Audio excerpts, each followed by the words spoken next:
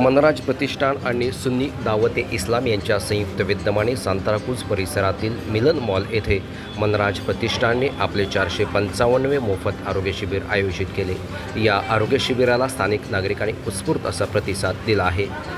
या आरोग्य शिबिरात एकूण 109 जणांची आरोग्य तपासणी करण्यात आली। त्यामध्ये 42 वरिष्ठ नागरिकांची नेत्र तपासणी करून त्यांना मोफत चष्मे वितरित करण्यात आले।